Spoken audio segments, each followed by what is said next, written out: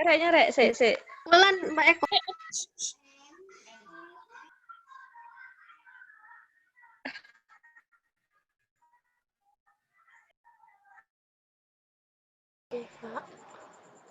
Oke, ya, langsung aja kita mulai biar nggak terlalu malam. Hari ini kita akan membicarakan tentang BLS. Ya, saya yakin rekan-rekan pasti masih ingat BLS yang kemarin atau PPGD itu ya sudah pernah diselenggarakan, sudah punya sertifikatnya. Nah, itu tetap bisa dipakai nanti untuk melamar pekerjaan. Tapi ada sedikit pembaruan, terutama di minggu kemarin, yaitu baru saja di launching guideline yang 2020. Guideline yang 2020. Jadi ada sedikit beberapa perbedaan.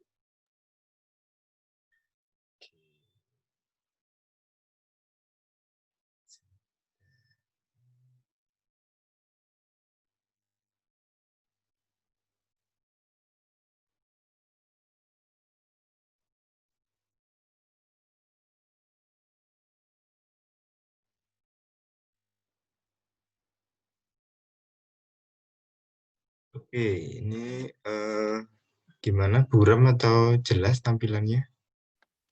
Jelas, Pak. Jelas, Pak. Oke, terima kasih. Ya, hari ini kita akan membicarakan tentang pertolongan gawat darurat atau yang biasa disebut nanti sebagai resusitasi ya. Nah, biasanya disebut sebagai resusitasi jantung paru atau RJP. Atau biasa disebut juga dengan CPR ya, cardiopulmonary resuscitation. Ya, yang referensi yang kita gunakan untuk RJP atau CPR ini selalu pakai ini rekomendasi dari American Heart Association ya. Jadi sebenarnya juga di Eropa juga ada Eropa Council-nya, ya, tapi yang di dunia ini yang paling banyak jadi guideline-nya adalah dari AHA, di American Heart Association. Jadi dia yang memberikan guideline-nya. Mesti kemarin rekan-rekan pakai AHA yang guideline 2015 ya. Nah, sebelum masuk, ini saya coba ulas sejarahnya ya. Sejarahnya dulu di awal AHA ini awalnya nggak 2005, ini tahun 2000 sudah ada. Tiap 5 tahun sekali dilakukan perubahan, dilakukan penambahan teori. Ya. Nah, ini yang tahun 2005 biasanya kalau CPR atau BLS mereka akan bilang ABCD ya. Ini sedikit berbeda ABCD-nya dengan di primary survey ya. Kalau rekan-rekan masih menemui referensi BLS-nya ABCD, ya itu berarti pakai yang ini guideline 2005. Ya. Jadi RW dulu ya, kalau menemui pasien dengan ketidaksadaran, RW terus breathing baru compression. Itu 2005. Terus kemudian ada perubahan pada tahun 2010. Nah, ini perubahannya. Perubahannya ya, jadi begitu. Kalau tadi kan ABCD ya. Nah, kalau sekarang ini di tahun 2010 ya. Nah, 2010 ini sudah mulai masuk ke CAP. Tadi kan B ya. RW dulu, breathing, terus kemudian kompresi. Dan tahun 2020 ini sudah mulai masuk ke kompresi dulu, RW, lalu breathing yang digunakan sampai sekarang. Nah, ini gambarannya. Nah, terus kemudian dari 2010 ini ada perubahan lagi tahun 2015. Nah, ini 2015 yang mungkin kemarin sudah dipakai rekan-rekan waktu PPGD atau BLS ya, yang ikut di kampus sama BPNI. Nah, di sini sudah pakai CAP ya. Nah, jadi kompresi dulu. Begitu tahu pasiennya unrespon, terus kemudian nadinya nggak ada, sirkulasinya gagal, ya langsung di kompresi CPR. Nah, setelah di kompresi ini baru masuk pembebasan RW sama breathing-nya jadi satu. itu yang 2015. Nah, kemudian kemarin ada perubahan. Nah, perubahannya ini 2020 khusus untuk pandemi COVID-19 ya, pada pasien-pasien yang dicurigai atau yang sudah terkonfirmasi COVID-19. Bedanya apa? Ada sedikit perbedaan dari yang sebelumnya ya. Jadi kalau di awal tadi kan ini verification safety-nya belum ada ini menggunakan APD atau PPE ya, personal protective equipment. Terus kemudian limit personel atau pembatasan petugas yang ada di lingkungan. Nah, ini yang khusus untuk pasien dengan COVID-19 untuk pandemi ya, AH 2020, April 2020 update. Nah, ini yang baru di kota ini, yang kota pertama ya. Jadi begitu menemui pasien dengan penurunan sadaran, pasiennya terkonfirmasi COVID-19, ya harus menggunakan APD dulu, kemudian personelnya dikurangi atau dibatasi.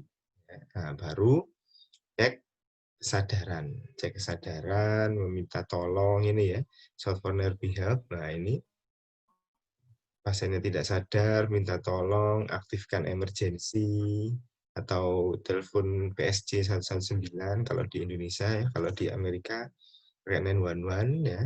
Nah, kemudian ambil AED ya. Nah, diminta untuk ini mengambil AED. Nah, baru kemudian setelah itu melihat pernafasan, apakah gasping atau tidak, ada pernafasan atau tidak. Terus kemudian dicek nadinya. Nah, ada yang masih ingat cek nadinya di mana? Kalau BLS itu ini untuk dewasa ya, dewasa. BLS dewasa, cek nadi di mana? Di karotis, Pak. Ya, Di karotis. di karotis ya, Karotis, Pak. di karotis. Nah, ini definitely ya, definitely jadi harus kurang dari 10 detik ngeceknya. Nah, ini untuk healthcare provider ya, untuk perawat.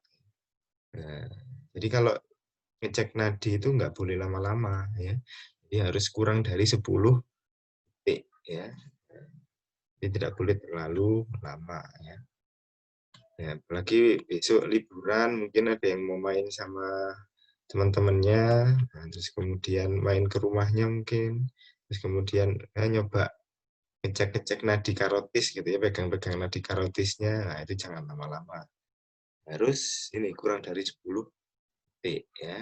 Nah, mungkin nanti kalau jaga di IGD malam minggu ada yang datang dengan nadinya meningkat atau malah mungkin nadinya menurun ya, dengan ada bekas kemerahan di leher. Nah, ini itu mungkin habis praktek nadi karotis ya, tapi terlalu lama ya. Nah, jadi ini mempengaruhi tensi ya. Ya sekali. Nah, terus berarti pemeriksaan nadi karotisnya harus kurang dari 10 detik ya. Dan simultaneously, maksudnya adalah berkelanjutan, bersamaan ya, bersamaan. Jadi ngecek pernafasan dan nadi ini bersamaan ya. Jadi tidak, kalau yang 2005, 2010 itu satu-satu. Jadi dicek RW-nya dulu, dicek breathing-nya, baru dicek sirkulasi atau nadinya, baru kompresi. Tapi kalau sejak 2020 ini yang baru ya masih sama dengan 2015, cek sirkulasinya dulu. Yang beda adalah ini berikutnya, saat melakukan rescue breathing atau menggunakan BVM atau ambubag, yaitu disertai dengan filter atau HEPA filter biasanya ya, filternya. Nah, ini masih yang lama ya, yang 2020 April ini pemberian nafasnya adalah 10 sampai 12 kali per menit ya pemberian nafasnya untuk rescue breathing-nya. Tapi ada perbedaan untuk yang 2020 yang baru. Ya, pada waktu melakukan CPR juga sama. Masih ingat CPR-nya berapa kali, rekan-rekan? 30. Hanya 30. kali masih Pernafasannya berapa kali? 2. Ventilasi. Ya, pernafasannya 2 kali ya. Itu juga masih sama sampai sekarang. Nah, yang di masa pandemi yang beda ini penggunaan tight seal-nya. Nah, ini itu yang membedakan ya. Membedakan. Nah, yang baru sekarang kita masuk yang saya akan jelaskan lebih detail yang baru. Nah, ini yang baru saja update 21 Oktober kemarin ya. Guideline 2020 dari American Association. Jadi ada saya, Bu Arista, Pak Saifuddin. Nah, kami termasuk member atau kami memiliki sertifikasi dari American Association dan juga memiliki sertifikasi pelatih. Ya, itu yang saya tahu. Terus kemudian bagaimana yang baru ini, ya, yang baru ini selalu langkahnya ini harus urut ya untuk melakukan BLS ini. Atau nanti ini juga contohnya di kemarin kelasnya sudah melakukan uji kompetensi ya soal-soal itu ya, atau nanti juga di UAS ya, atau di UTS ya. Jadi rekan-rekan jangan lupa langkah-langkahnya ini harus urut, jadi tidak boleh tidak urut ya. Jadi langkah BLS yang 2020 ini pertama tetap verification safety. Ya, tentunya verification safety ini kalau tadi terkonfirmasi COVID-19 ya harus pakai dulu PD-nya. Minimal Anda penolongnya pakai masker atau pasiennya yang ditolong diberikan masker. Ya. Nah, terus kemudian cek respon, meminta pertolongan, mengaktifkan emergency respon ini PSC ya. Terus jangan lupa membawa AED. Nah, ini yang harus dilakukan yaitu membawa AED. Nah, BLS ini nanti prakteknya di minggu depan ya, di minggu depan Rabu Kamis itu kita praktekkan BLS. Jangan lupa membawa ini AED ya. Diminta ke petugasnya yang dihubungi ya, atau PSC-nya, atau di rumah sakit minta tolong diambilkan perawatnya. Anda yang mengambilkan, perawatnya yang ke pasien, Anda yang mengambilkan AED. Ini harus ada AED untuk jadi sejak 2010 ya sudah mulai dicanangkan AED, 2015 sudah dipakai, nah 2020 ini memang harus pakai AED. Ya, terus kemudian berikutnya masih sama, kalau ternyata tidak ada respon pada pasiennya, nah tindakannya bagaimana? Tadi ya setelah dicek respon ternyata tidak ada, minta pertolongan, bawa AED, terus baru dicek pernafasannya. Caranya ngecek gimana? Melihat kan dinding dada, ada enggak? Nah, jadi melihat pergerakan dinding dada ini sekaligus juga mengecek ke nadi karotisnya. Jadi tidak lagi sejak pandemi ini ya, tidak lagi rekan-rekan melihat hanya melihat pada pergerakan dinding dada ya, tidak lagi kalau dulu kan didekatkan pipinya ke hidung pasien untuk mendengarkan suara nafasnya, untuk merasakan hembusan nafasnya ada atau tidak. Ya, sekarang di masa pandemi itu tidak ada, langsung dilihat aja pergerakan dinding dadanya atau tidak, sama ngecek harus kurang dari 10 detik ya. Ya, ini untuk dewasa ya, BLS dewasa. Untuk BLS dewasa. Nah, terus kemudian kalau normal ya dimonitor, kalau yang tidak normal, ya maksudnya tidak normal ini apa? Tidak ada nadi mungkin, atau mungkin pasiennya masih ada nadi, tapi nafasnya kurang. Nadinya teraba, tapi nafasnya kok tidak ada pergerakan dinding dada. Jadi bagaimana? Nah, silakan melakukan rescue breathing. Ya. 1 kali nafas setiap 6 detik. Ya. Ini yang terbaru, ini baru ya. 10 kali per menit. Kalau yang di awal tadi, ini kan 5 sampai 6 1 kali nafas, 5 sampai 6 detik. Itu 10 sampai 12 kali per menit. Nah, sekarang sudah di 2020 ini dinyatakan, AHA menyatakan bahwa 1 kali nafas setiap 6 detik. Ya, jadi jadi di detik setelah detik ke-6 1 kali. Jadi 1.000, 2.000, 3.000, 4.000, 5.000, 6.000, pencet BVM-nya. Ya. Kalau yang kemarin masih boleh di 5.000 terus dipencet. Nah, sampai sekarang di AHA ini setiap 6 detik ya. Setelah detik ke-6 itu 1 kali. Ya, nanti dapatnya 10 kali per menit. Ya. Terus kemudian cek nadinya setiap 2 menit. Kalau tidak ada pulse atau tidak ada nadi, ya langsung melakukan jika jika dikonfirmasi overdosis ya menggunakan naloxone. Tapi di Indonesia jarang, kalau di Amerika banyak ya overdosis obat-obatan. Ini yang baru, kotak ini baru di rescue breathing ini menggunakan BVM ya, menggunakan ambubek. Itu menggunakan alat. Jadi kalau pasiennya ada nadi, tapi pernafasannya gagal nafas, tidak ada pergerakan dinding dada, kita melakukan rescue breathing. Nah, ternyata CPR atau nadinya tidak ada, berarti lanjut CPR. CPR-nya tetap 30 kompresi, 2 nafas. Ya.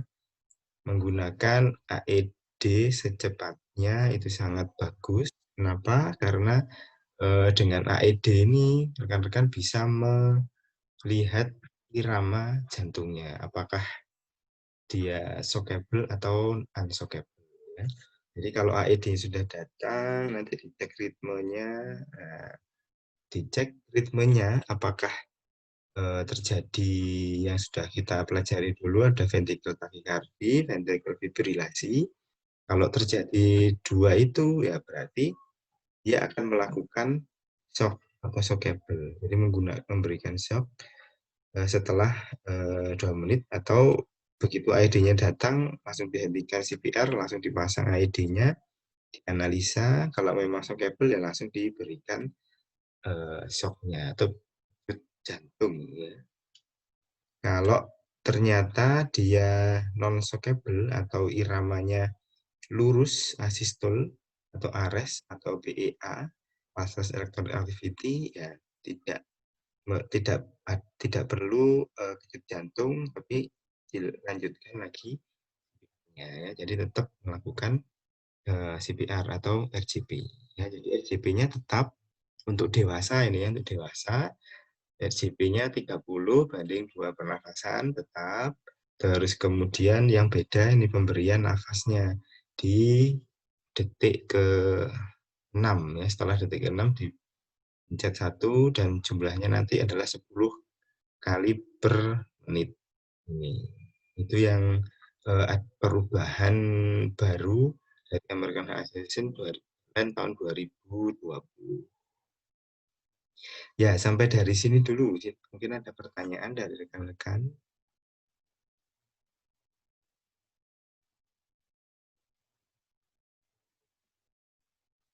Oke, kalau nggak ada lanjut aja. Nah, ini juga ada perubahan pada chain of survival-nya atau alurnya. Nah, mungkin rekan-rekan masih ada bukunya BLS ya. Nah, itu mungkin ada ya, itu jumlah rantainya bulat-bulatnya ini masih 1, 2, 3, 4, 5. Tapi sekarang sudah jumlahnya 6. Yang tahun 2020. Ya. Jadi kalau di IHCA ya, IHCA ini adalah inhibitor cardiac arrest ya. Jadi pertama early recognition atau prevention. Jadi saat Anda melakukan TTV. Nah, jadi maksudnya ini adalah Anda saat melakukan TTV di ruangan atau di IGD saat melakukan pemeriksaan TTV loh kok ternyata nadinya tidak ada. Nah, berarti langsung segera mengaktifkan emergency atau alarm. Kalau di rumah sakit namanya code blue ya. Jadi kalau nanti di IGD atau di ICU perawatnya bilang code blue, nah, berarti ada pasien yang mengalami cardiac arrest atau henti. Segera dilakukan tindakan pemberian high quality CPR. Jadi CPR langsung di-defib, di-tag dengan defibrillator ya, yang seperti setrika itu. Nah, kalau ternyata nanti prosesnya ini berapa lama ya, tergantung dari pasiennya. Mungkin nanti akhirnya setelah 1 jam mungkin, nah, terus kemudian nadinya kembali ya, masuk ke post cardiac arrest care ya. Nah, ini dilakukan di ruang ICU biasanya. Jadi setelah pasiennya tadi misalnya masuk IGD, terus Anda TTV kok nggak ada nadi, Anda segera memberitahu perawatnya, perawatnya akan memencet tombol alarm code blue, nanti tim emergency akan datang, sambil nunggu tim emergency datang, Anda dan perawat melakukan CPR. Ya. Jadi nanti tim emergency-nya datang membawa defib-nya, nah dicek iramanya, VT-VF langsung di defib, kalau enggak ya cuma di RCP. Nah nanti kalau sudah, baru pasiennya, kalau sudah kembali nadinya, pasiennya dipindah ke ruang ICU. Nah, nanti rekan-rekan yang praktek di ruang ICU, waktunya untuk melakukan perawatan post cardiac arrest care ini ya. Jadi pada pasien dengan post cardiac arrest dilakukan perawatan di ruang ICU nanti. Nah, setelah itu kalau sudah bagus, pasiennya dipindah ke ruang recovery atau pemulihan. Biasanya ini di ruang perawatan ya. Ini ada tambahan baru di chain of survival yang terakhir, yang terakhir. Itu untuk yang di in hospital di dalam rumah sakit. Yang di luar rumah sakit bagaimana? Nah, ada perubahan juga. Yang pertama, ketika Anda tadi menemukan pasien dengan penurunan kesadaran, segera dicek responnya. Ternyata tidak berespon, segera aktifkan emergensinya atau PSC-nya 119 ya. Diaktifkan sambil nunggu ambulansnya datang, melakukan RCP atau CPR ya. Melakukan RCP, nanti kalau petugasnya datang membawa AED, ya, kemudian dipasang AED-nya. Atau AED ini ada di tempat umumnya, nah itu bisa diambil, dipasangkan ke pasiennya. AED ini ada di terminal, ya, di bandara, di mall, itu harusnya tersedia AED-nya. Kalau di rumah sakit pakai defibrillator ya, tapi kalau di out of hospital, OHCA ini, out of hospital cardiac arrest, itu pakai AED, automatic external defib. Tapi sama, tapi dia otomatis. Kalau defib ini nanti yang setrika itu manual membacanya. Jadi Anda harus tahu ini irama VT atau irama VF atau irama yang lain. Tapi kalau pakai AED, AED-nya yang membaca sendiri. Ya, apakah ini iramanya VT atau VF atau yang lain. Itu ambulans datang, nah, baru yang menggantikan CPR atau RCP adalah petugas ambulansnya atau perawat ambulans yang kemudian melakukan RCP menggantikan. Nah, baru setelah nanti nadinya kembali, kita sebut ROSC ya, Rhythm of Spontaneous Circulation, nah baru pasiennya dibawa ke ruang ICU. Ya, dibawa ke ruang ICU, post cardiac arrest care. Kemudian berikutnya adalah recovery. Ya, ini sudah di rumah sakit. Ya, nah, ini tambahan barunya di rantai yang terakhir ini ada recovery. Ya, kalau yang guideline 2015 belum ada, yang 2020 perubahannya ini ada recovery. Nah, itu gambarannya untuk BLS yang line 2020. Nah, sebenarnya kenapa sih harus melakukan resusitasi untuk memberikan bantuan hidup Bentar ya. Ada yang tahu indikasinya apa untuk melakukan BLS ini? Ada 2 indikasi. Ada yang tahu? Ada yang masih ingat indikasinya apa untuk melakukan bantuan hidup dasar ini? Di jantung. Henti jantung. Ada lagi? Henti nafas. Henti nafas. Ya, jadi ada henti nafas dan henti jantung. Itu indikasinya. Nah, jadi kalau tidak bernafas, tidak berdenyut jantungnya, ini adalah perlu bantuan hidup dasar BHD atau BLS ya, life support. Nah, jadi BLS ini merupakan bagian dari gawat daruratan. Jadi tujuannya adalah untuk mencegah berhentinya sirkulasi atau berhentinya respirasi. Ini belum tentu ya kalau nadinya tidak ada itu pasiennya sudah meninggal, belum tentu ya, kita masih bisa menolong. Jadi masih ada kesempatan. Sirkulasi yang masih tersisa di dalam peredaran darahnya itu kita pompakan, kita maksimalkan. Nah, dengan cara bagaimana? Memberikan bantuan eksternal atau RCP ya.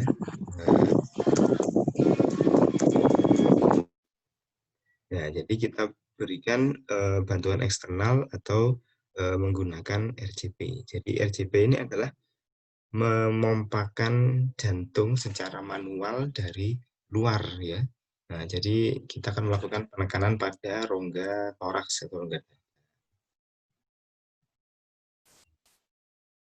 Ya, henti nafas ini tandanya bagaimana ya? Tidak ada ya, pernafasan ya. Nah, biasanya penyebabnya ini para tenggelam, stroke, obstruksi jalan nafas, keselak ya. Nah, keselak atau epiglottitis ini biasanya pada penyanyi, artis-artis ya, ada infeksi pada suaranya. Nah, tenggelam ini juga menyebabkan henti nafas ya. Stroke juga bisa karena biasanya stroke kan ada kelemahan pada area wajah. Nah, ini bisa menyebabkan lidahnya jatuh ke belakang, airway-nya tertutup, kemudian pasien akan mengalami gangguan pernafasan atau overdosis, tersengat listrik. Nah, ini juga bisa menyebabkan pasien mengalami henti nafas ya, atau serangan jantung, infark miokard.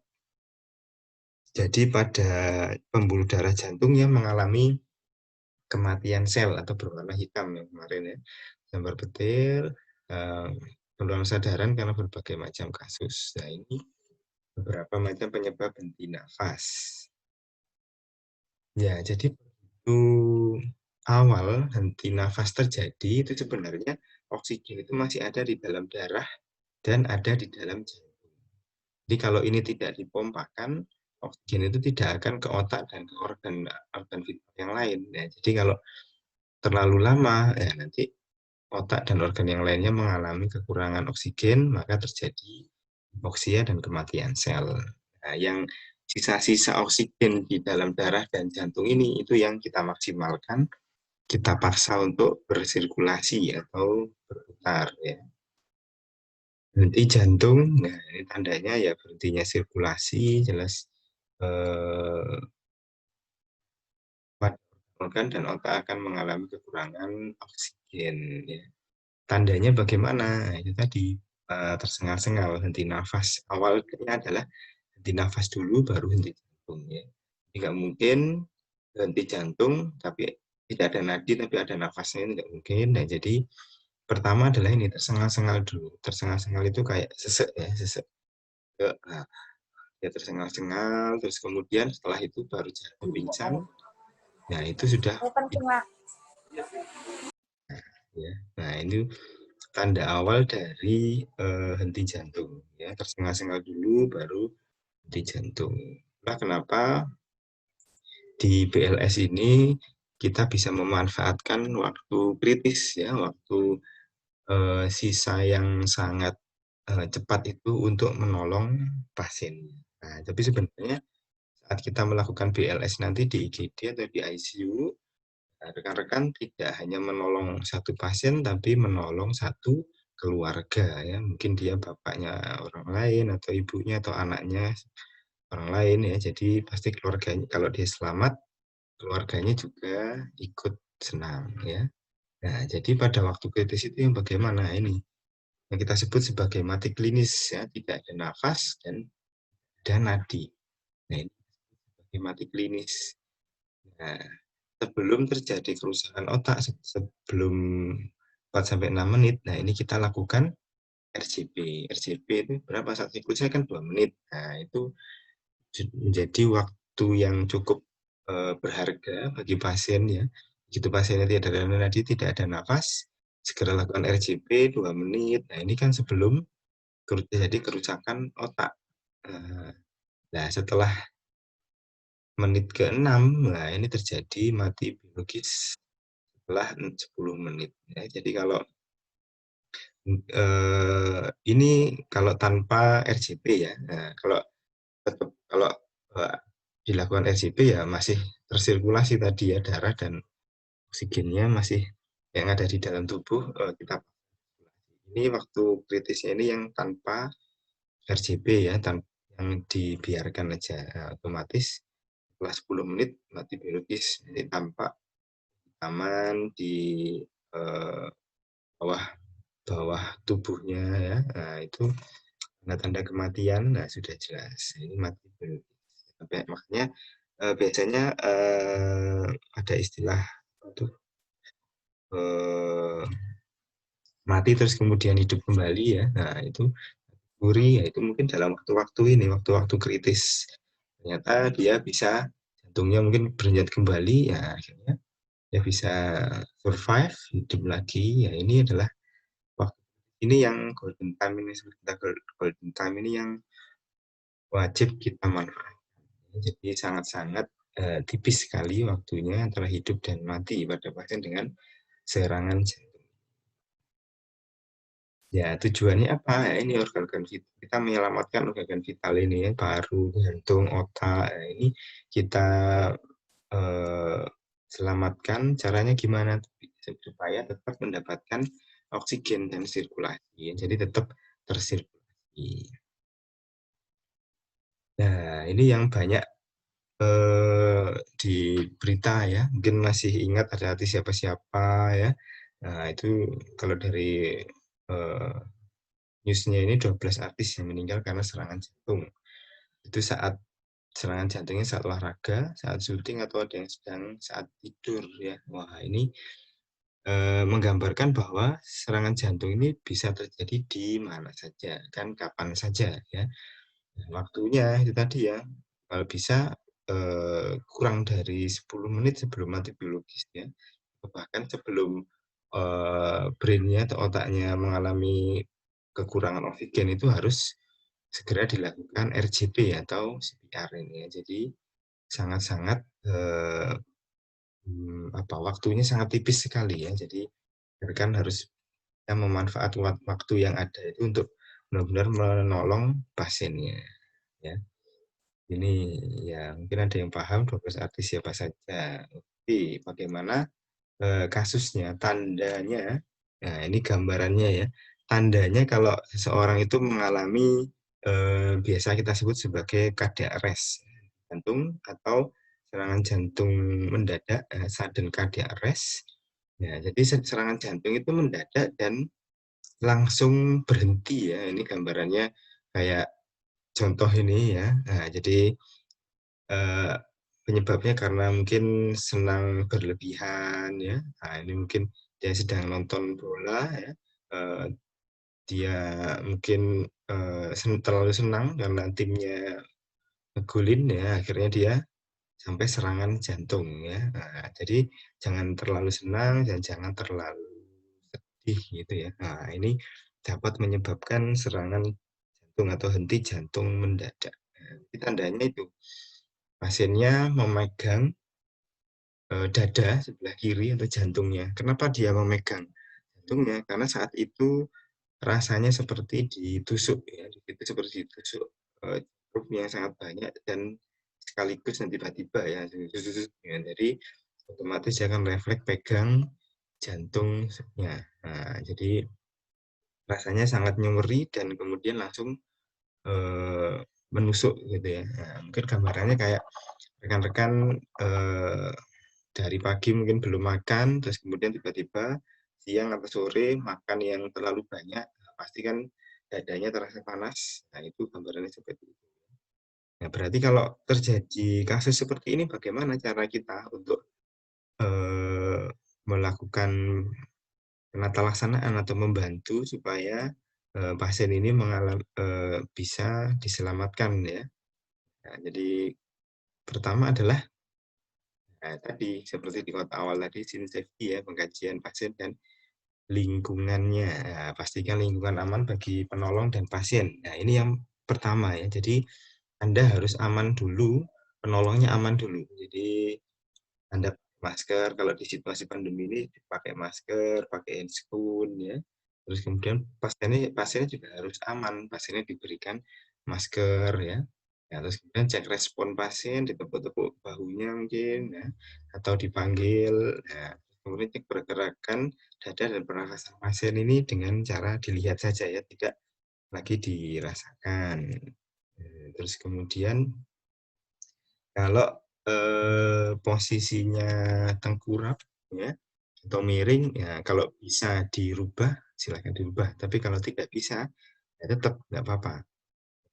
Jadi apakah boleh Pak RJP pada pasien yang tengkurap? Boleh ya, tetap posisinya sama di tengah center ya, jadi dadanya ya, jadi boleh. Apakah miring? Boleh Pak, boleh.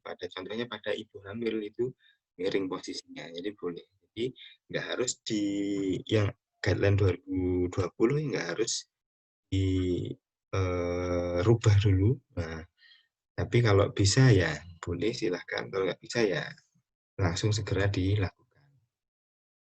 Nah, terus kemudian aktifkan emergency responnya PSC 119 ya. Kalau memang pasiennya tidak ada respon. Nah, ini pernafasan dan nadi ini dilakukan berbarengan tadi ya. Nah, contohnya kayak gini. Jadi seperti gambar ini ya. Nah, jadi sekaligus cek nadi dan melihat pernafasannya ada atau tidak. Ya, nah, ini harus bukan kurang dari 10 detik. Ya, jika tidak ada nadi, segera lakukan RJP. Ya, lakukan CPR-nya tetap 30 kompresi, 2 nafas, tidak ada perubahan. Lakukan 2 menit, kalau 2 menit berarti 5 siklus dari 30 kompresi, 2 nafas ya. Nah, nanti waktu praktek ya siap-siap fisiknya kita lakukan ini 30 kali 5 berarti 150 kompresi satu mahasiswa ya. Nah, harus kuat karena nanti di IGD juga sama melakukannya seperti itu, gantian nanti biasanya setiap 2 menit perawatnya capek ganti mahasiswa capek ganti mahasiswa lain gitu ya. Jadi kita coba bagaimana posisi kompresinya atau RGP-nya. Nah, ini jangan terlalu kanan, kiri, atas, bawah ya. Jadi posisi di sternum atau di tengah di senternya itu aja ya. Nah, ini perubahan sesuai dengan pasiennya ya. Kalau henti jantung pada dewasa di tengah pakai 2 tangan, tapi kalau anak-anak cukup 1 tangan sama di tengah. Pada bayi, nah ini pada bayi beda. Ini yang gambar A dan gambar B ini satu penolong ya. Gambar A dan gambar B ini satu penolong, bisa pakai jempol, bisa pakai jari telunjuk. Yang A dan B ini satu penolong. Yang C ini 2 penolong. Jadi posisinya kayak gini. Ya, jadi khusus yang C ini pada bayi, ini posisi untuk 2 penolong. Yang ini satu penolong yang dewasa, 1 penolong, 2 penolong sama, anak-anak juga sama. Nah, khusus pada bayi ini ada yang A dan B ini 1 penolong, yang C 2 penolong. Ya, bisa diperhatikan ya beda caranya saat RJP pada bayi. Ya, ini nanti di praktikum sumbatan benda asing dan BLS ya, nanti kita praktekkan pada dewasa, anak dan bayi. Ini baru lahir ini. Oh, bukan bayi baru lahir, pada bayi. Nanti kalau neonatus ada proses, tapi tindakannya sama kayak bayi ini ya. CPR-nya sama, posisinya sama kayak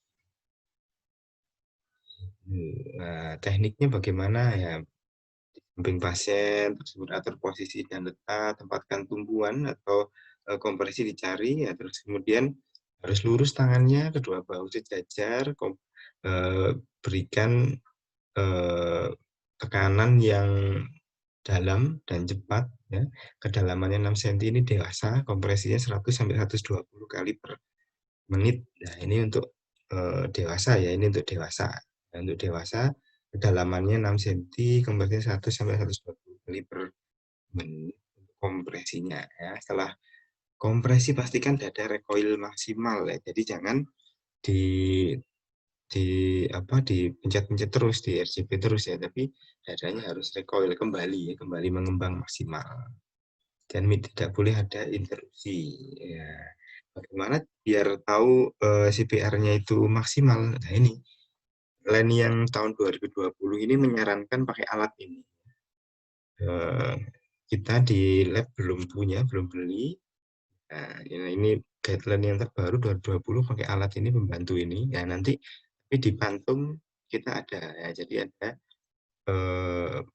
alarmnya. Jadi kalau warnanya merah contohnya, oh, itu berarti kurang dalam. Oh, warnanya hijau sudah benar, kedalamannya 6 cm benar, frekuensinya 120 kali per menit benar, atau mungkin warnanya kuning, terlalu cepat, mungkin 150 kali per menit, jadi tidak 30 kali kompresi, mungkin 35 atau 32 ya, kelebihan, ya itu nanti warnanya jadi kuning.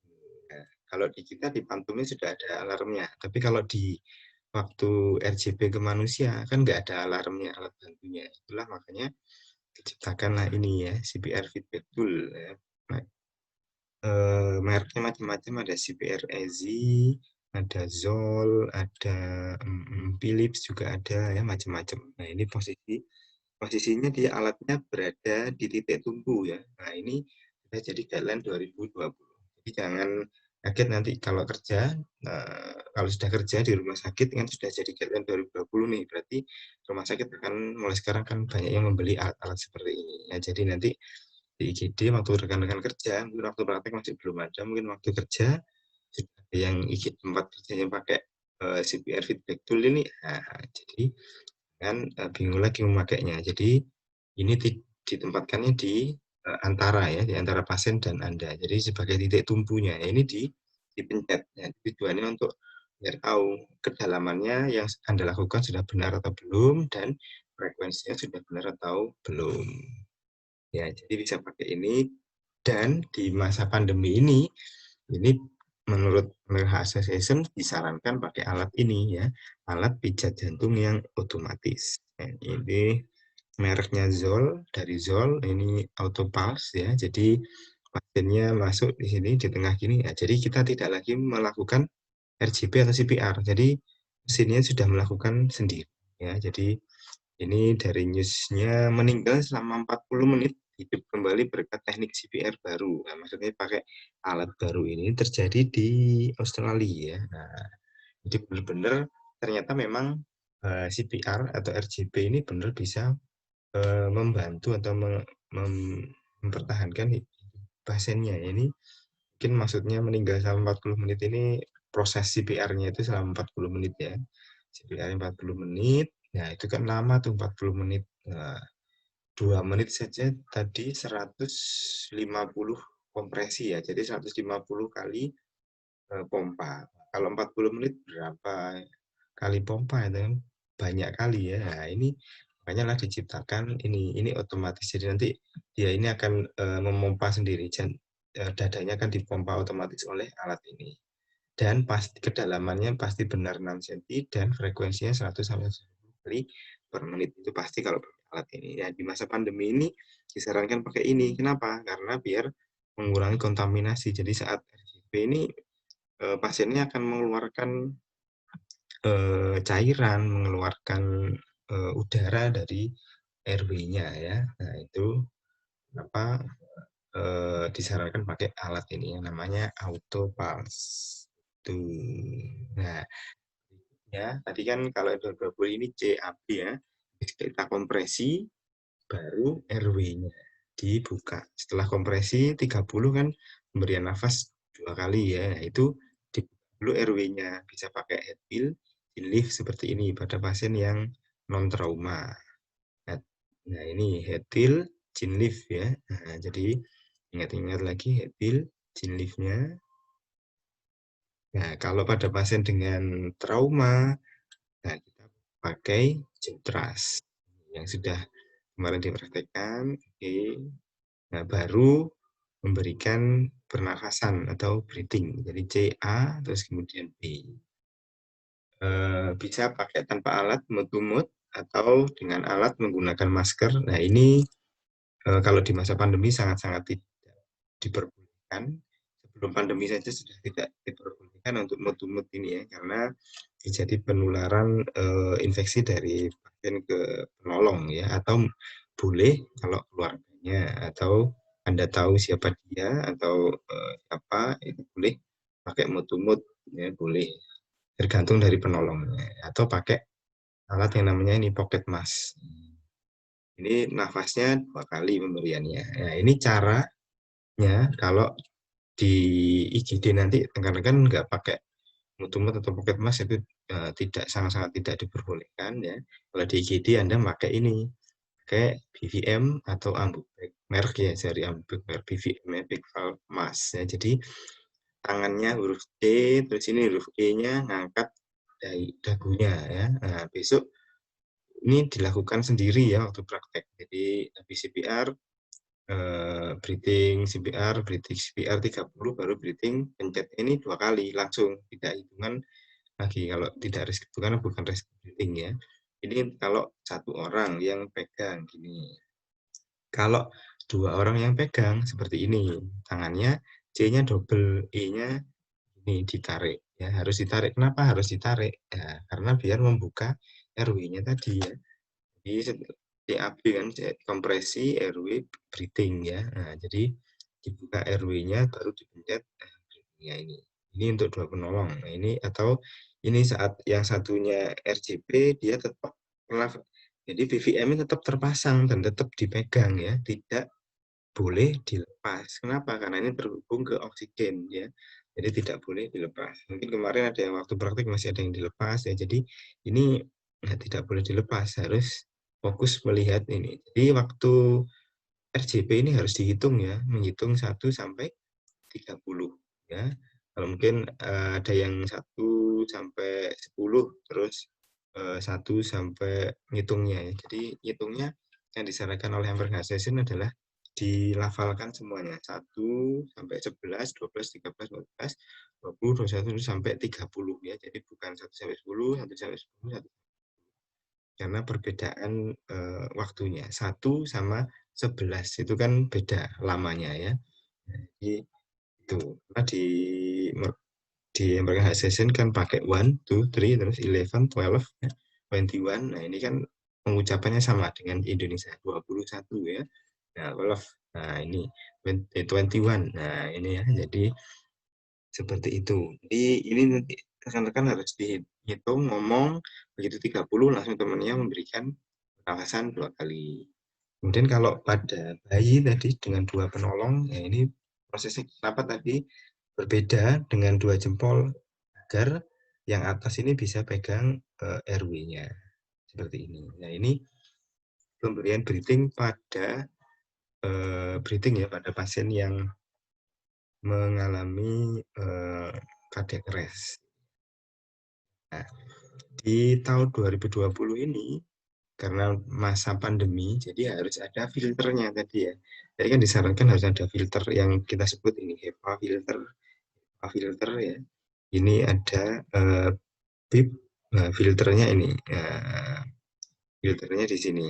Nah, jadi harus ada filternya. Jadi kebetulan yang di lab kita belum punya HEPA filternya belum ada ya. Jadi kita masih menggunakan yang manual, jadi nggak ada filternya. Itu sangat tidak diperbolehkan untuk pada pasien dengan terkonfirmasi COVID-19 ya. Nah, contohnya ini tidak ada filternya, ini tidak ada filternya. Lah, ini ada filternya, ada kotaknya nih. Nah, ini ada filternya, HEPA filternya. Ini contohnya ya. Jadi ini kan tidak ada, yang kita punya di lab masih seperti ini ya. Jadi tidak disarankan untuk menolong pada pasien dengan terkonfirmasi positif COVID-19. Ya, harus pakai yang seperti ini, ada HEPA filternya. Ini yang perubahannya di masa pandemi. Harus HEPA filter. Nah, berikutnya adalah kalau kemarin primary survey kan ABCD ya, ABCDE, tapi kalau di BLS ini ada CABD ya. D-nya adalah defibrillator atau AED. Ini contohnya AED yang kita juga punya ini, tapi kayaknya baterainya habis. Jadi ini bahasa Inggris yang kita sudah beri baru lagi yang berbahasa Indonesia. Nanti kita coba. Jadi ditekan on dulu, nah kemudian dia akan ngomong. Mungkin teman-teman sudah pernah pakai dulu waktu BLS, itu kan pakai ada AED ya waktu BPJD. Masih ingat? Dulu pakai enggak AED-nya? Ada ya? Iya, Pak. Nah, ya, itu kan dia memberikan petunjuk ya. Silakan dibuka baju pasiennya, dipasang padnya, dan sebagainya. Nah, tujuannya ini apa? Untuk menganalisa kemarin itu irama EKG dari pasiennya ini apa? VT atau VF. Nah, kalau VT atau VF ya dia memberikan kejut jantung. Begitu untuk yang langkah terakhir ya dengan defibrillator. Nah, bagaimana penggunaannya? Nah, ini nanti kita lakukan waktu praktek ya. Nah, jadi tekan on dulu, terus pasang padnya, jangan menyentuh pasien, bilang di shock, kemudian tangan lain menjauh, kemudian klik shock, ya baru RCP. Ya itu. Nah, ini gambaran ringkasannya. Jadi kenapa harus menggunakan AED? Biar bisa memberikan defib ini ya. Nah, dicek ritmenya. Kalau dia VF atau VT, shock. Nah, terus munyer seperti ini. Jadi berlanjut ke advance. Jadi kalau tadi kan BLS basicnya, kalau advance-nya adalah ALS ya, Advanced Life Support. Nah, bagaimana ALS itu? Nah, ini yang 2020 mungkin kita nggak sempat pakai, kita nggak sempat melakukan ini, nggak apa-apa karena waktu ya. Jadi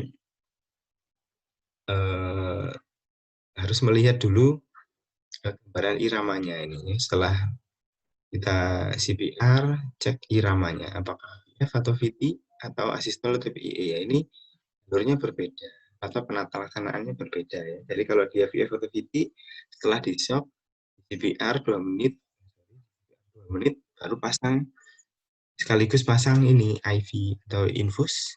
Nah, kemudian dicek lagi masih VF atau VT shock, baru diberikan obat epinefrin. Nah, epinefrin 1 mg, terus kemudian amiodaron. Nah, amiodaronnya berapa? 300 mg. Terus nanti kalau sudah, terus bagaimana? Lanjut lagi, dicek CPR, irama, terus masih VT, CPR shock, shock, terus kemudian CPR, obat lagi epinefrin. Terus setelah 2 menit dicek masih VF atau VT, di shock lagi, masuk lagi obat amiodaron. Nah, ini terus dilakukan sampai ada nadinya. Kalau sudah ada nadinya, masuk ke ini ROSC atau kembalinya nadi ya. Tapi kalau dia asistol atau yang tit itu ya, nah itu bagaimana tindakannya? Ya, ini CPR ya. CPR, epinefrin, sudah itu saja ya. Jadi ada kejut jantung, obat lain yaitu amiodaron. Jadi atau bisa pakai lidokain ya. Nah, bisa mungkin rekan-rekan pernah pakai lidokain ini nanti di IGD banyak, karena ini adalah berda nyeri, ya itu juga bisa untuk pasien dengan RCP ya, CPR ya. Ini yang kita sebut sebagai ALS ya, Advanced Life Support. Nah, jadi lebih detail lagi dengan obat-obatan, dengan defib, ini yang nanti Anda lakukan di IGD. Kalau yang BLS tadi itu di Itu sebenarnya untuk di luar rumah sakit ya. Nah, di dalam rumah sakit harusnya ini obatnya kapan masuk. Nah, ini Anda harus paham ini. Nanti di IGD masuk dari bagian dari tim ini, tapi mungkin Anda tugasnya adalah satu CPR saja. Nanti mungkin yang masang infus perawatnya, yang masukkan obat juga perawatnya. Jadi tindakan Anda membantunya apa ya? Dengan melakukan CPR ini. Makanya CPR-nya ya harus kuat juga ya. 3 menit kan berarti 150 kali kompresi. Ya, ini gambaran life support-nya untuk dewasa. Ya, ini gambarannya, kesimpulannya ya lebih dalam. Jadi prosesnya itu dilakukan terus menerus sirkulasi ya, terus sampai kapan? Sampai pasiennya ada nadinya. Nah, terus kemudian dicari penyebabnya. Ini reversible cause, penyebab dari pasien itu mengalami henti jantung ya. Jadi ada hipovolemi, hipoksia, karena acidosis, karena hiper atau hipokalemi, hipotermia, kedinginan, ya, ada tension pneumotorak, ya, karena trauma, tamponade kardiak, jantungnya pecah, ada perdarahan di perikardialnya, terus kemudian keracunan, terus kemudian pulmonary thrombosis, ini ada emboli di paru-parunya, terus kemudian coronary thrombosis atau ada IMA tadi, ada obstruksi di pembuluh darah jantung. Ini yang sudah dirangkum oleh American Association penyebab dari henti. Nah, dari 5H5T inilah yang penyebab yang namanya angin duduk ya. Biasanya kalau di kita kan sebutnya cardiac arrest atau sudden cardiac arrest, ini adalah angin duduk. Nah, jadi hati-hati kalau ada ya, orang bilang itu angin duduk lah, meninggal ya, itu sebenarnya adalah karena cardiac atau sudden cardiac arrest. Penyebabnya apa? Ini 5H5T penyebabnya. Nah, itu hanya. Nah, terus pertanyaan berikutnya, mungkin sebelum pertanyaan ini, mungkin ada pertanyaan dulu dari rekan-rekan. Monggo jika ada yang ingin ditanyakan.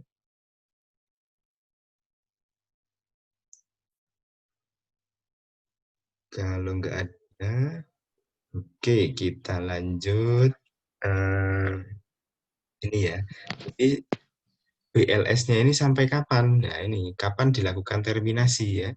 Nah, ini saat petugas datang ya, kemudian tidak ada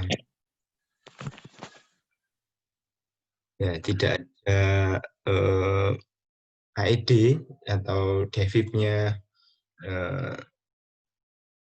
tidak ada yang bisa dikirimkan, ya sudah, berarti kalau begitu boleh dilakukan terminasi.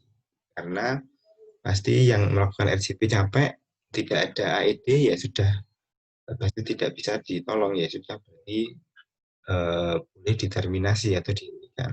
Atau boleh dilakukan dengan dilanjutkan atau dikirim, ditransport ke yang lebih ke rumah sakit misalnya ya.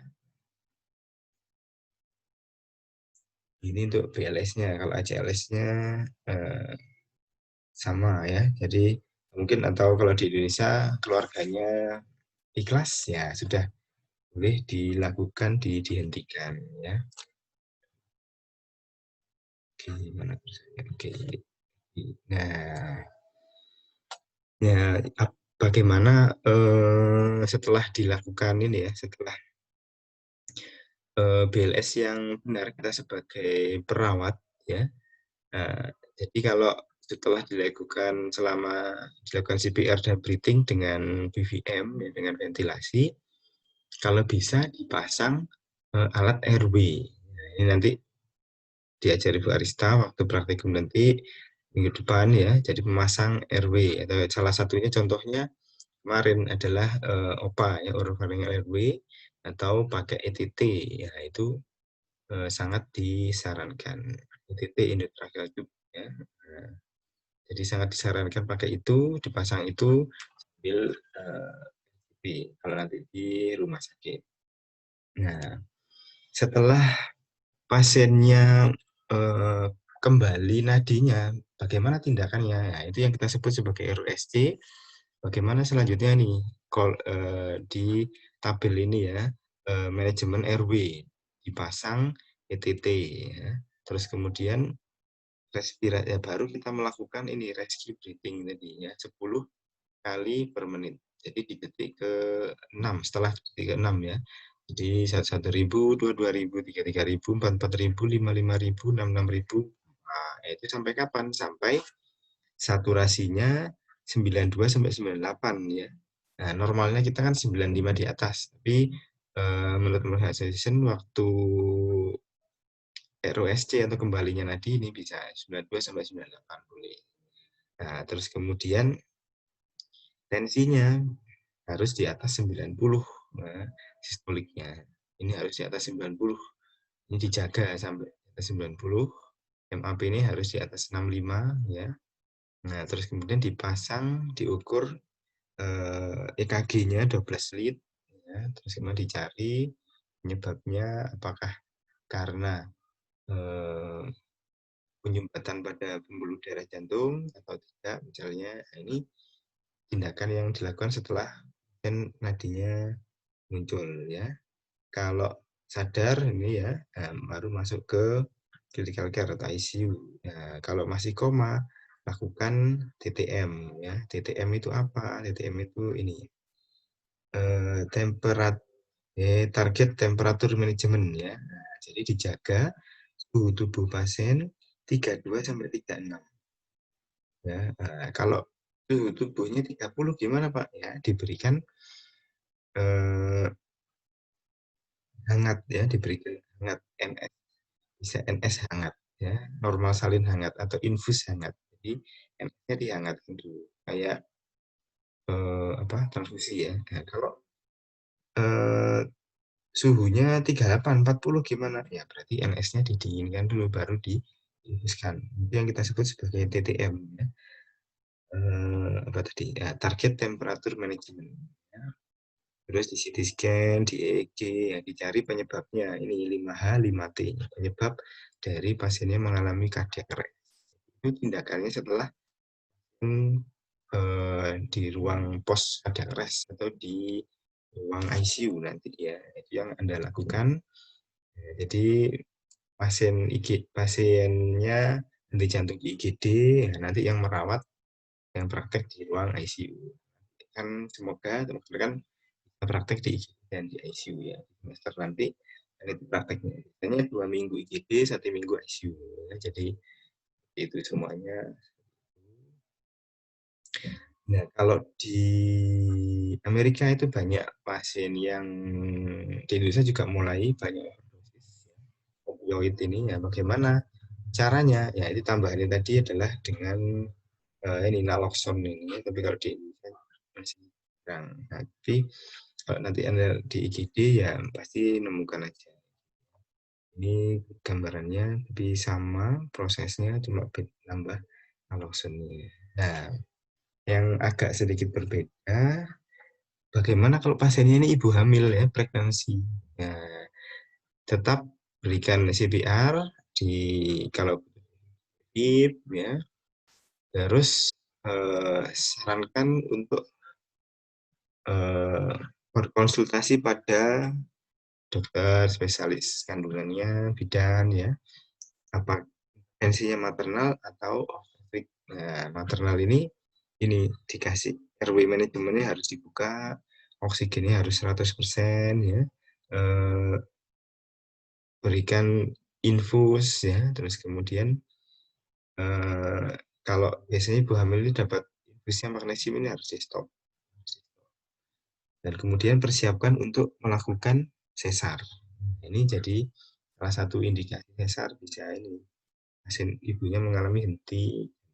Nah ini dan gimana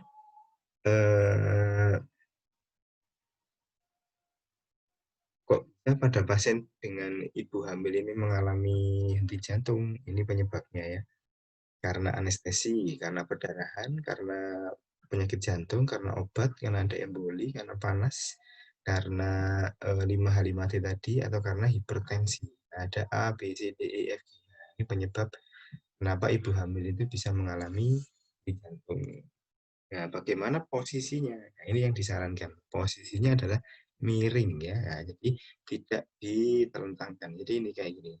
Jadi nanti kalau di rumah sakit waktu RJP harus ada papannya ini ya, papan RJP. Karena kan kasurnya empuk-empuk ya. Jadi kalau ditekan ya sama aja. Enggak menekan ke parunya, ke toraksnya ya, tapi menekan kasurnya kan empuk-empuk. Tapi kalau dikasih bantalan ini nggak apa-apa. Jadi kalau udah hamil dimiringkan. Miringnya kemana? Miring ke kiri ya. Miringnya ke kiri. Terus ini ditekan sama posisinya tetap di tengah. Ini kalau rentang kan gini, kalau miring jadi tidak menekan janin contohnya 15-30 derajat.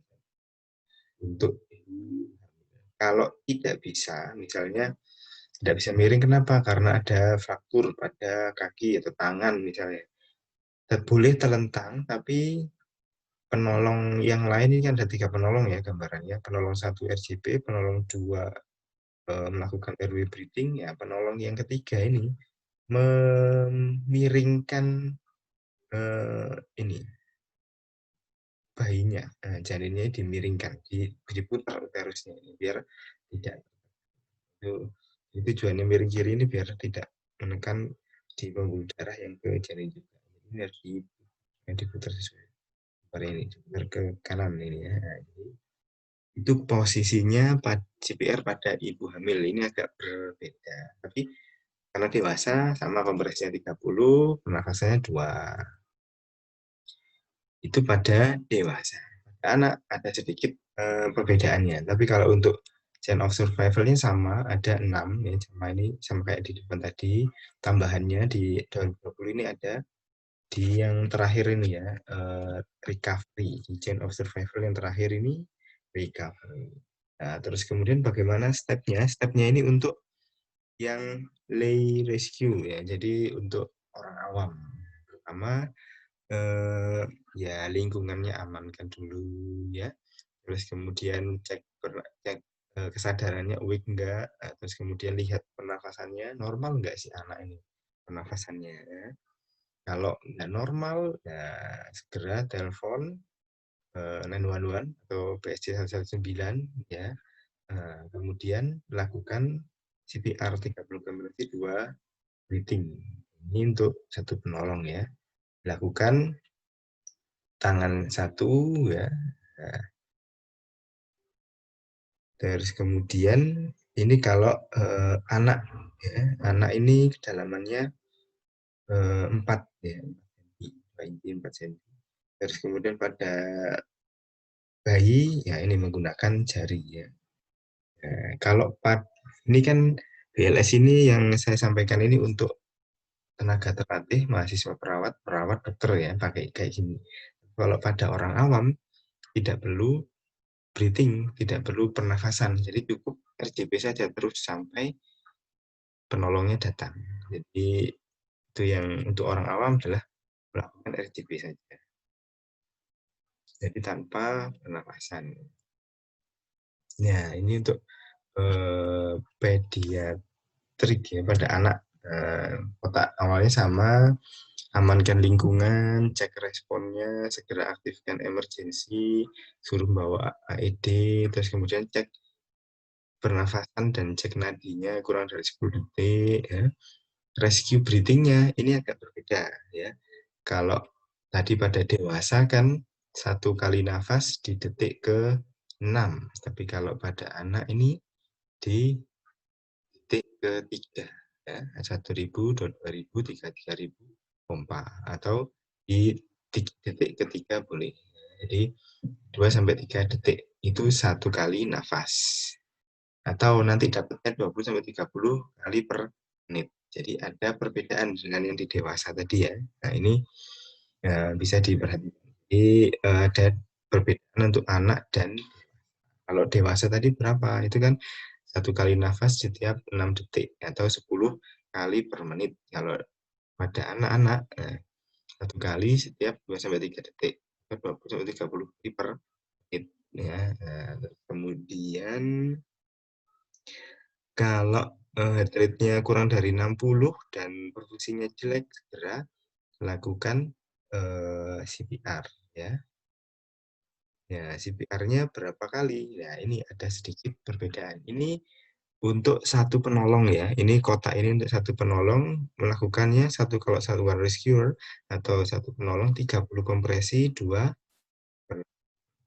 setelah bantuan datang baru diganti 15 kompresi 2 kali nafas. Ini yang bedanya. Jadi setelah bantuan datang itu masuk ke ini 2 penolong. Jadi kalau 2 penolong tadi kan 1 penolong 30 banding 2. Tapi kalau 2 penolong 15 banding 2 ya. Amankan lingkungan, terus kemudian cek responnya, terus kemudian penolong pertama mengaktifkan emergency ya. Yang satu ngecek, nah yang satunya bisa langsung melakukan RCP. Nah, RCP-nya ini penolong pertama 30 banding 2 dulu, nah, selanjutnya baru 15 banding 2. Jadi kalau yang melakukan pertolongan 2 orang pada anak, ini 15 banding 2. Ya. Nah, ini untuk ALS-nya, advance life support-nya sama, ini dengan yang di dewasa. Untuk pemberian obatnya juga sama, epinefrin dan amiodaron untuk yang VTVF. Yang non-VTVF, CPR saja dan epinefrin. Itu untuk ALS-nya untuk anak. Nah, ini checklist-nya untuk post resusitasi pada anak. Nah, jadi pada anak ini keracunan atau overdosis pada anak juga sama pakai naloxone ya kalau di Amerika. Kenapa ada? Karena banyak ya, karena cukup untuk obat-obatan. Nah, untuk neonatal ya, ini untuk neonatal. Nah, jadi untuk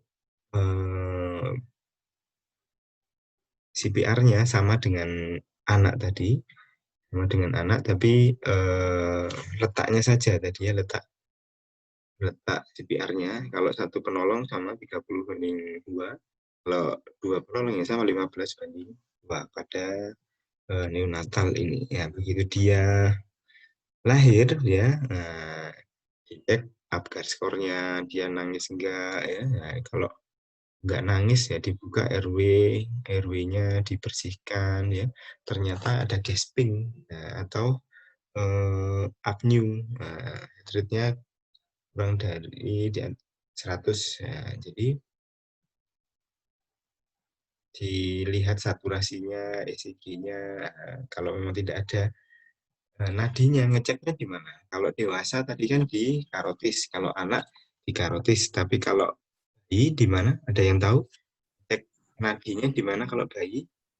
Di nadi apa? Dengan Dengarkan pakai stetoskop, Pak. Stetoskop ya. Jadi ngecek nadinya di brachialis ya. Khusus pada neonatal, pada bayi tidak Brachialis. ngecek tidak ngecek karotis tapi di brachialis tangan ya.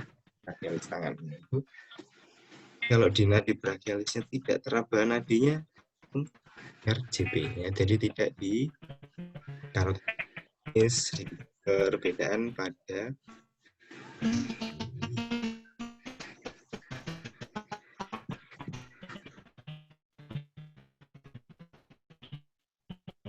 ya itu pada bayi.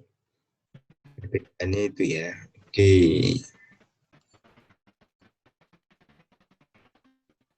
Yang lainnya sama. Oke, dari sini mungkin ada yang ingin ditanyakan dari rekan-rekan ya. Jadi semua orang bisa menolong, termasuk juga orang awam ya. Itu yang disampaikan oleh dititipkan oleh Magna Association untuk dipesankan kepada semua orang ya, termasuk anjing pun juga latih ini ya bisa menolong. Tapi ini pura-pura aja, enggak seperti itu. Oke, mungkin ada pertanyaan dari sini dari rekan-rekan tentang BLS dengan guideline 2010 ya. Tidak banyak perubahan sebenarnya. Ya perubahannya karena di masa pandemi ini jadi harus pakai PPE, terus orangnya tidak boleh berkerumun, tidak boleh banyak, terus kemudian disarankan pakai alat-alat tadi, sangat-sangat disarankan sekarang. Terus ID, terus pakai filter, nah, itu yang penting tadi ya saat melakukan bantuan bernafas ya harus pakai filter tadi. Ya itu ada pertanyaan? Saya Ya ada, ya silakan. mohon izin bertanya, yang tadi teknik kompresi dada pada bayi itu tekniknya bagaimana Pak? Kok yang dua penolong itu tangannya seperti melingkar ke dada bayinya? Iya benar sekali. Jadi kayak yang di ini tadi ya di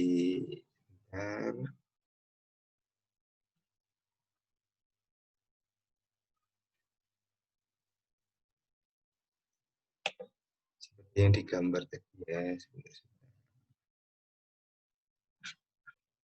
Nah,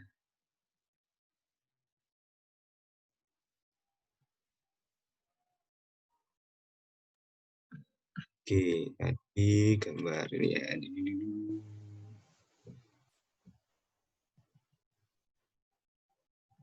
Ya, ini ya, gambar ini ya. Nah, jadi pada gambar ini, nah, tadi RJP-nya untuk dewasa kan sama. Satu penolong, dua penolong, berapapun penolongnya 30/2. Pada anak dan bayi, kalau satu penolong 30/2, kalau dua penolong 15/2, sama. Nah, kalau pada anak, satu tangan ini ya, satu tangan aja. Pada bayi, yang gambar A sama gambar B, ini untuk satu penolong. Jadi satu penolong 30/2. Tak posisi tangannya seperti ini. Ini pakai jempol, gini, terus ini pakai bisa telunjuk ya. Ya, yang disarankan dua penolong pakai kedua tangan melingkar gini. Ini sedikit berbeda. Kenapa? Karena waktu dua penolong ini kan lebih cepat. Ini kan kalau AB ini kan 30/2 ya. Yang C ini 15/2. Jadi 15 kali ini 15 kali kompresi 1, 2, 3, 10, 11, 12, 13, 14, 15 kan baru yang memegang breathing yang memberikan pernapasan pada bayi dipompakan 1, 2 ya dipencet 1, 2 terus 15 lagi 2 lagi gitu ya. Nah, sebenarnya ini hanya teknik saja biar karena waktu kalau ini kan sendirian ya jadi setelah RJP ini tangannya pindah pegang breathingnya alat terus tangannya ke sini pindah. Itu kan ada jeda. Jadi kalau nggak pegang semuanya tangannya ini dia bisa menurunkan jedanya. Tapi kalau seperti ini kan nggak ada jeda, dia hanya pegang di sini terus ya. Jadi hanya teknik saja sebenarnya teknik, tapi yang teknik disepakati hampir semua petugas tenaga medis ya. Mereka merasakan bahwa tepat karena tangannya tetap di sini kalau dua penolong ya. Ini kan tetap di sini, yang gambar C ini kan untuk dua penolong. Jadi tangan tetap ini, oksigennya tetap di sini. Tapi kalau yang gambar A sama B ini kan dia harus gantian. Setelah kompresi dia tangannya pindah ke breathing. Terus setelah breathing 2 kali dia pindah lagi ke sini. Dia lebih mempercepat. Lebih mempercepat karena itu diharapannya di BLS ini tidak ada apa interupsi atau tidak ada hambatan ya, jadi harus cepat. Nah, kira-kira seperti itu hanya tekniknya aja. Kalau tetap gini boleh Pak ya boleh aja silahkan. Boleh nggak seperti ini boleh silahkan. Untuk yang misalnya gambar B ini untuk 2 orang, ini boleh, silakan, ini boleh. Jadi kebanyakan kalau pada bayi ini ya,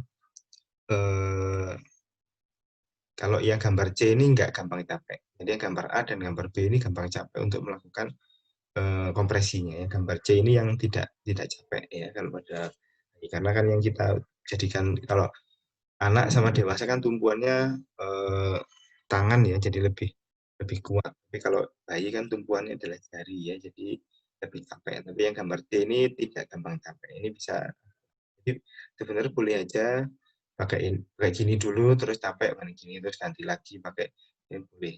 Ini hanya teknik aja, teknik yang dilakukan medis, tapi disetujui hampir semuanya. Sebenarnya di AHA juga nggak ada, tapi sarannya di AHA hanya pakai jari saja, pakai jari. Penting pakai jari, tidak pakai titik tumpu dengan tangan seperti pada anak ini. Jadi pada bayi kurang dari 1 tahun, yang lebih dari 1 tahun sampai remaja ya ini pakai yang ini, anak-anak ini pakai 1 tangan, jadi tidak 2 tangan ya pada remaja ini. Ya, seperti itu kira-kira gambarannya, Mbak Shirley. Ya, oke, mungkin Kak, ada, terima kasih. oke, mungkin ada yang lain lagi, silahkan. Oke, langsung aja kita lanjutkan. Ya, tinggal sedikit. Nah, kita lanjut pada setelah dilakukan LS, ya, nadinya kembali, ya nanti karena kan akan melakukan primary survei ya, sama seperti kemarin melakukan primary surveinya. Tindakannya kan sudah, nah, dari A, B, C, ini harus dilakukan. Nah, sudah. Bagaimana kalau pasiennya ini trauma, kecelakaan? Nah, apakah pada pasien dengan tahan atau trauma ini tetap dilakukan CPR? Ya, misalnya contohnya toraksnya atau dadanya ini tertembak atau kena ini, misalnya dia nyetir mobil ya, terus kemudian ya nyangsang kayak gini, ya mungkin ini kan pasti kena seatbelt, kena setir ya dadanya. Kalau ternyata terjadi trauma toraks bagaimana? Apakah tetap dilakukan RCP? Ya, jadi untuk penata laksanaan pada pasien dengan trauma adalah dengan salah satunya primary survey ya, seperti yang sudah kemarin dilakukan. Ya, nanti kita lakukan lagi, kemarin kan di rumah sakit ya. Nanti yang di situasi bencana seperti ini, jadi rekan-rekan akan melakukan RW plus suspend control. Nah, jadi ini buka RW, pasang cervical collar ya, kan bleeding, terus kemudian di sirkulasinya bagaimana, cek disability dan exposure. Nah, di situasi bencana kita lakukan. Nah, kompresinya bagaimana?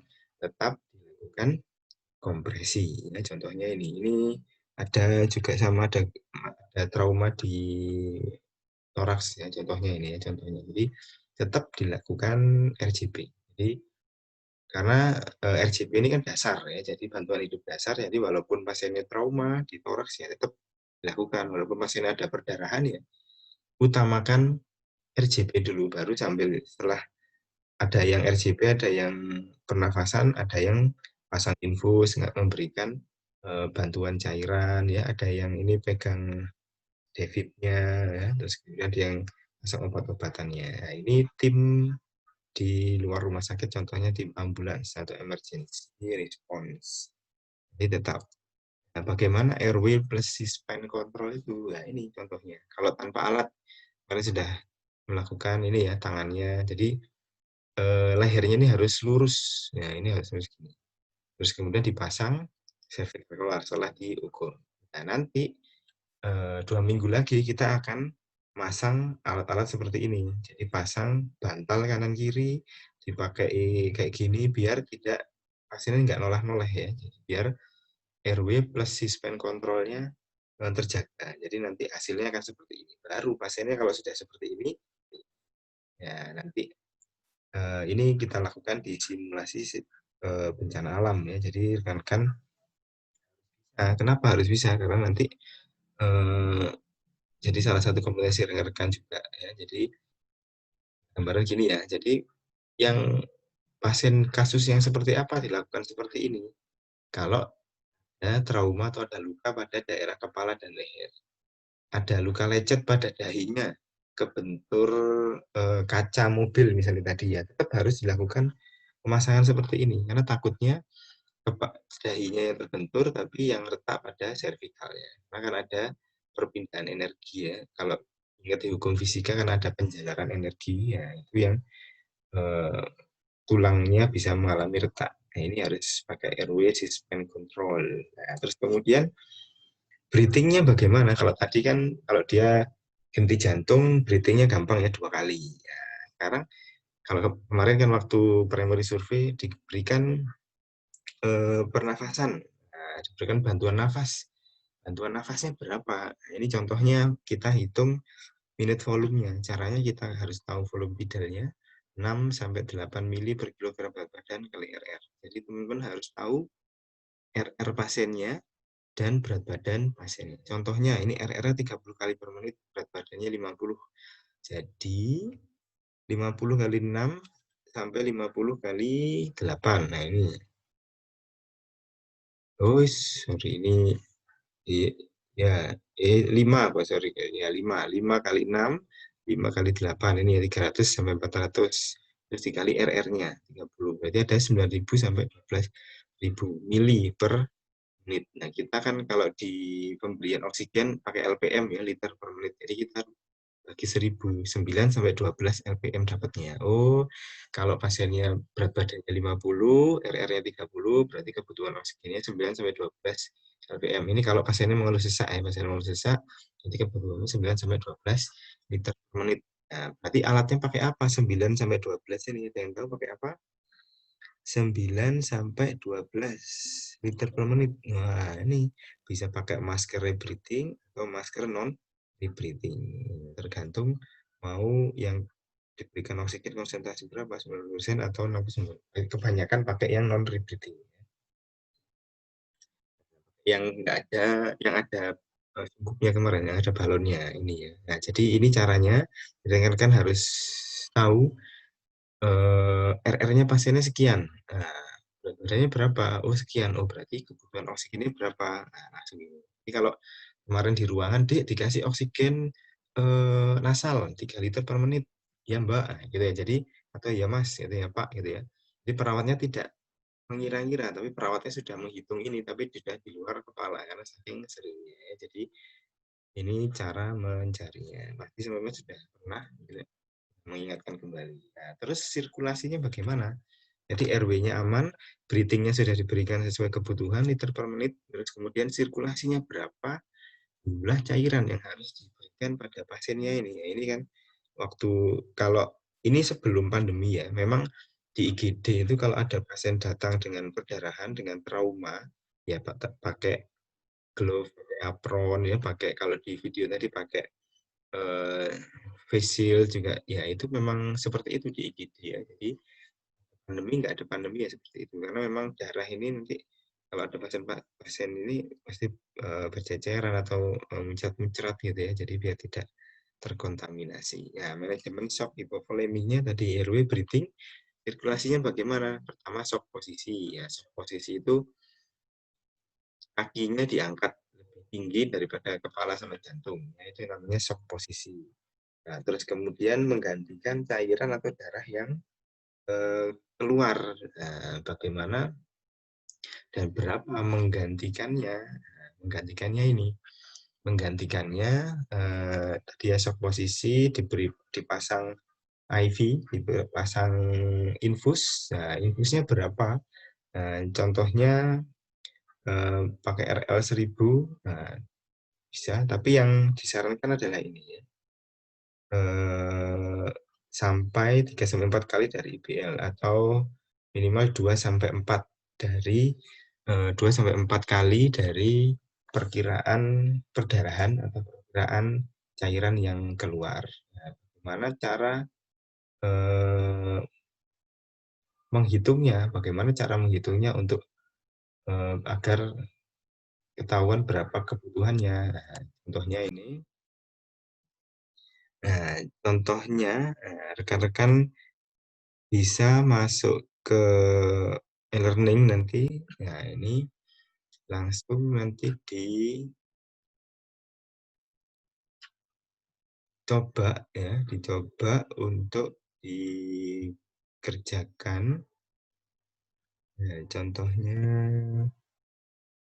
ini sudah. Nah, ini nanti tapi itunya di ini ya.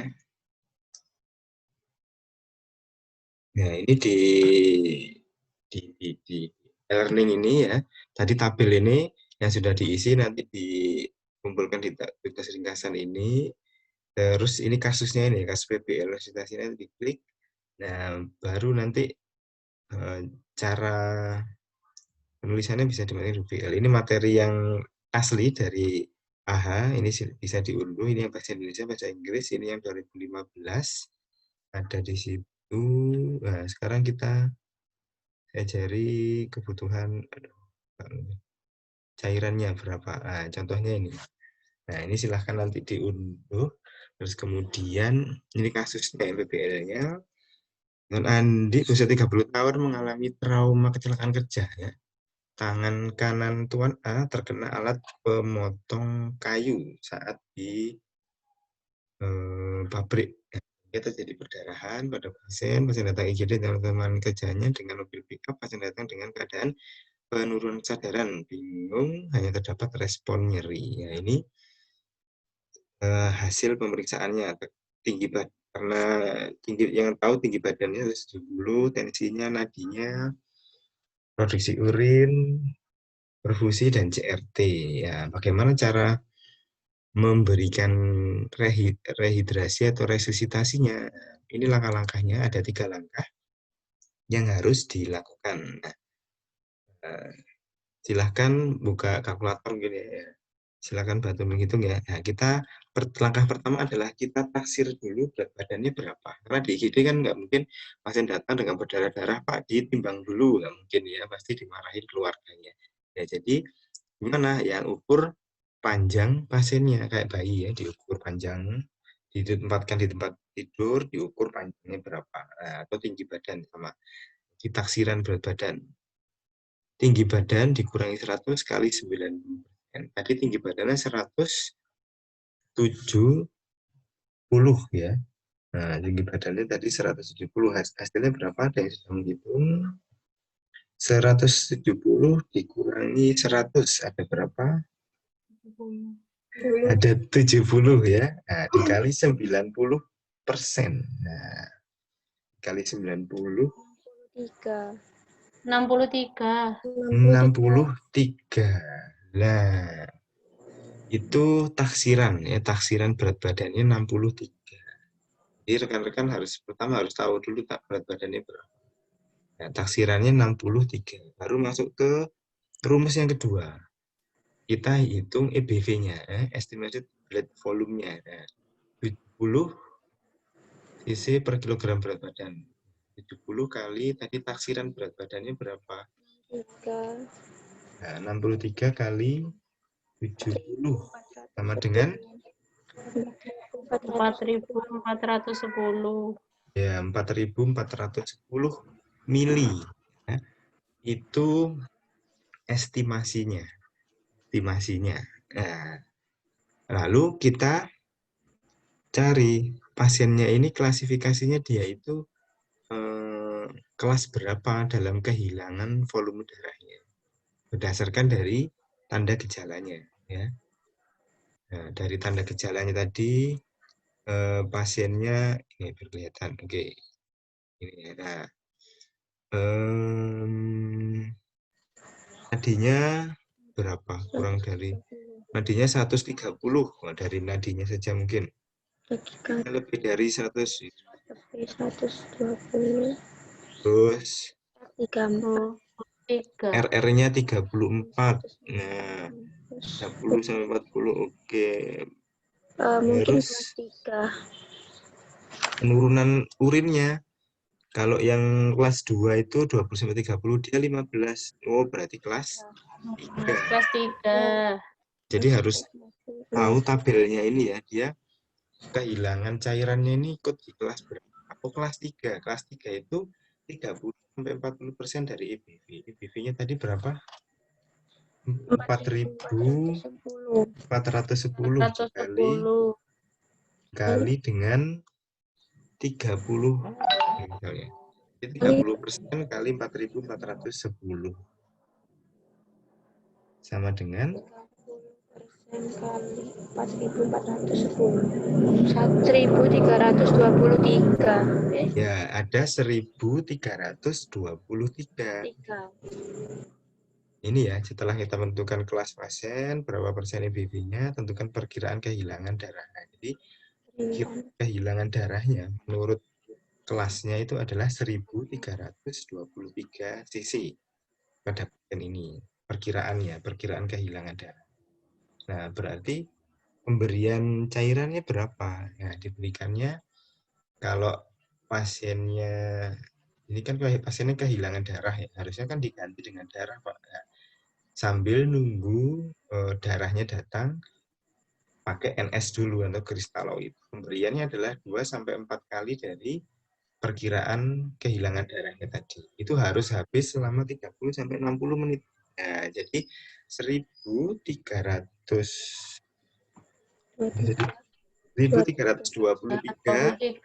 Nah, itu kali 2 sampai kali 4. Kali 2 kali 4. Kali 2 Kali 2. Nah, dikali.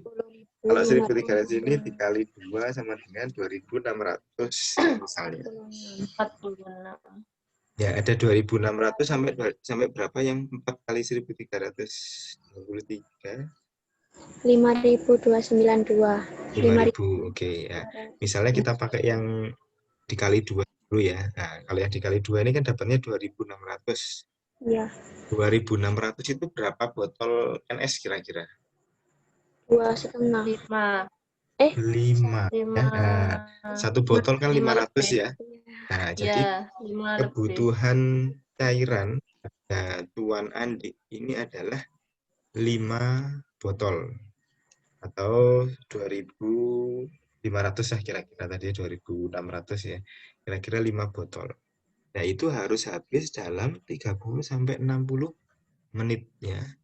Nah, jadi 5 botol itu harus habis dalam waktu 60 menit untuk menggantikan cairan ya. Nah, benar, ini yang kelas 3 sudah ditunjukkan. Terima kasih ya.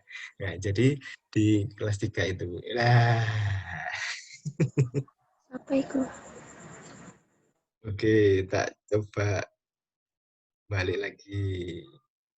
Mana tadi? Oh, ini ya. Jadi kebutuhan cairannya gitu ya. Jadi jumlahnya tadi 5 botol. Nah, 5 botolnya itu harus habis 30-60 menit. Ya, bener ya itu. Nah, harus habis 30-60 menit.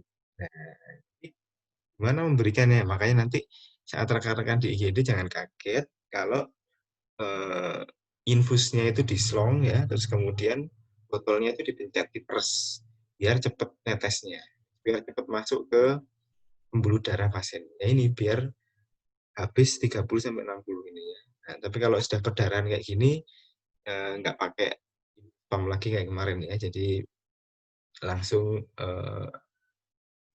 nah, karena dia 30-60 menit inilah, maka disarankan pada pasien dengan trauma itu infusnya tidak 1, tapi lebih dari itu.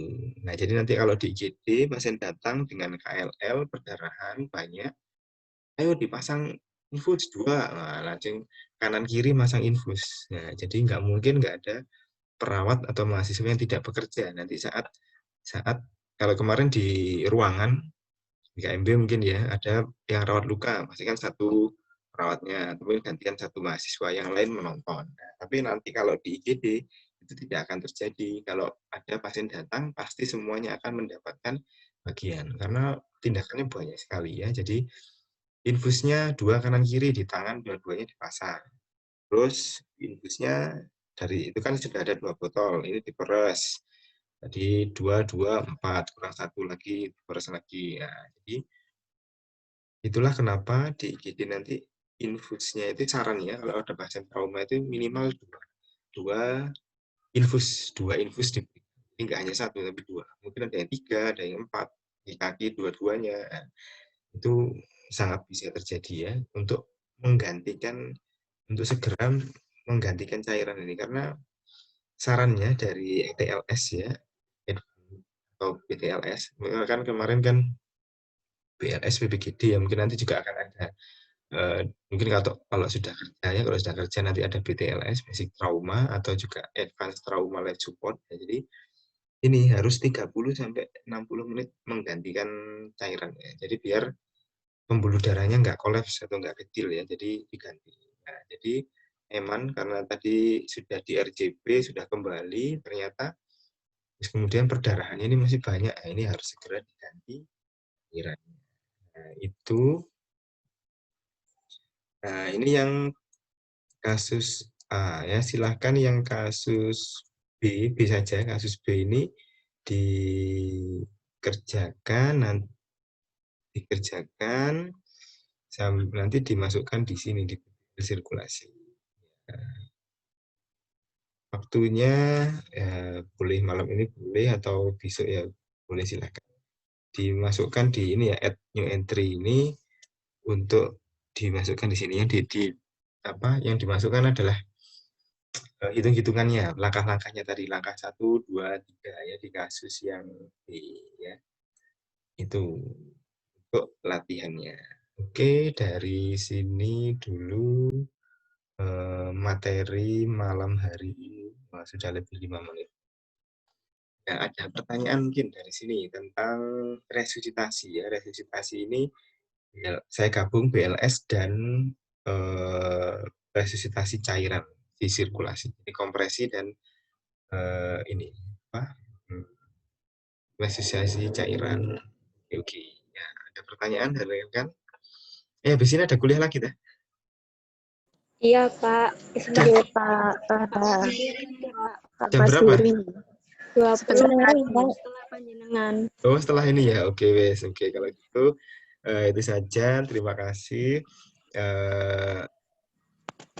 Kan dicoba ya untuk nanti besok untuk mengisi liburnya. Nah, jadi mulai besok sudah libur. Atau ada kuliah nggak? Besok-besok nggak ada kan ya? Semuanya sepakat libur. Terima kasih atas perhatiannya. Semoga bermanfaat. Saya akhiri. Amin. Wassalamualaikum warahmatullahi wabarakatuh. Waalaikumsalam. Waalaikumsalam warahmatullahi wabarakatuh.